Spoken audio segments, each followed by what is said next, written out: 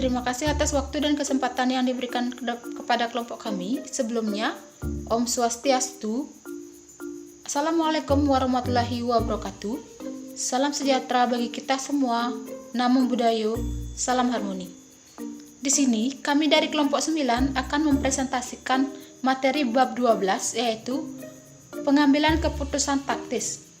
Di sini, saya Niputu Eka Yunita Sukrisna Dewi, NIM 1917051223, akan membawakan dua sub, yaitu yang pertama, model pengambilan keputusan taktis dan relevansi biaya. Langsung saja, pengambilan keputusan merupakan suatu tindakan yang menentukan hasil dan memecahkan masalah dengan memilih suatu jalur tindakan di antara beberapa alternatif yang ada, melalui suatu proses mental dan berpikir logis, dan juga mempertimbangkan semua pilihan alternatif yang ada yang mempunyai pengaruh positif maupun pengaruh negatif. Langsung saja ke sub A, yaitu model pengambilan keputusan taktis.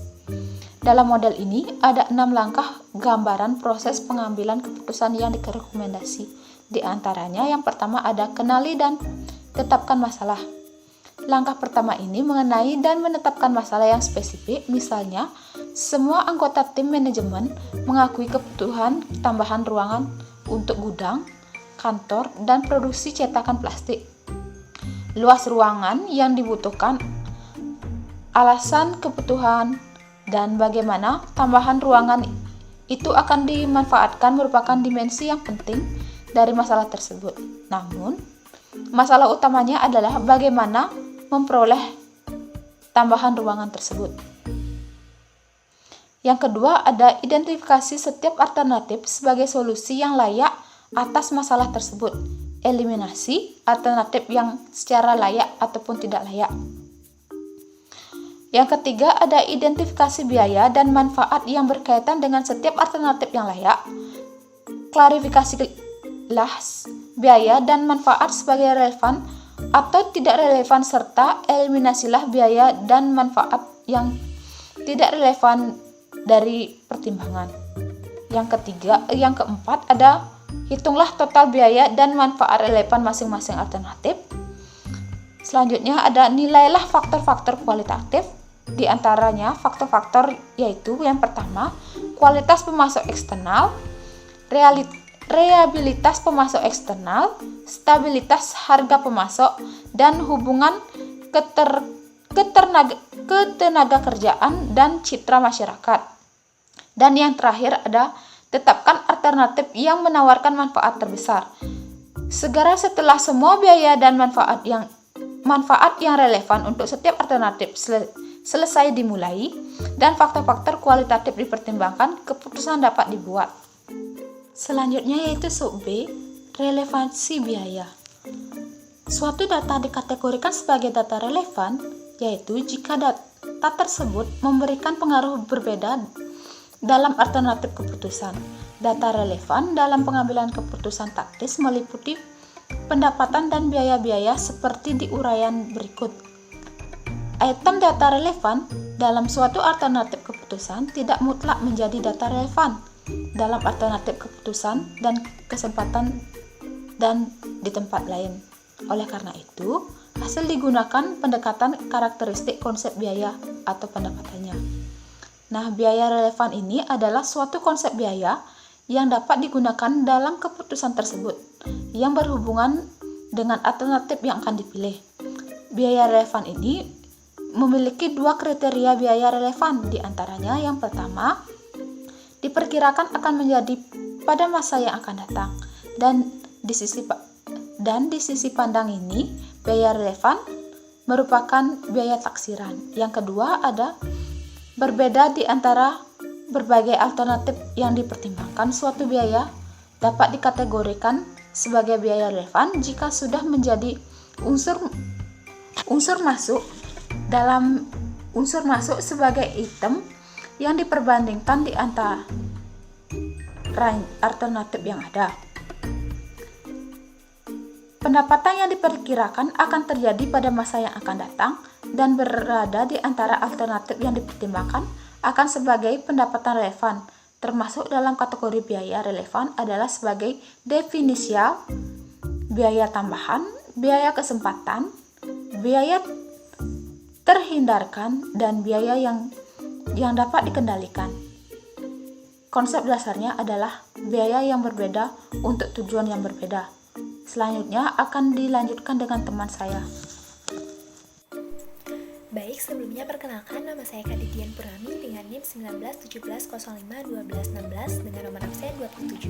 Di sini saya akan menjelaskan terkait contoh-contoh relevansi biaya serta model penggunaan sumber daya aktivitas.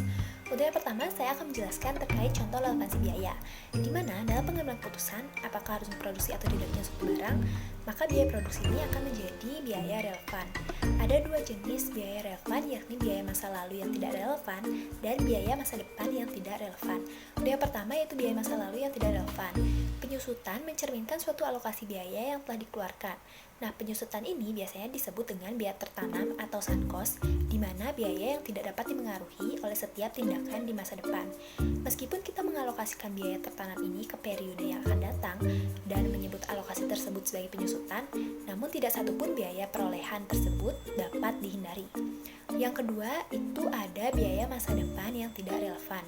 Nah, pentingnya pengidentifikasian alokasi biaya tersebut secara tepat dapat diklasifikasikan sebagai tidak relevan karena setiap pilihan biasanya tidak dapat mempengaruhi tingkat biaya.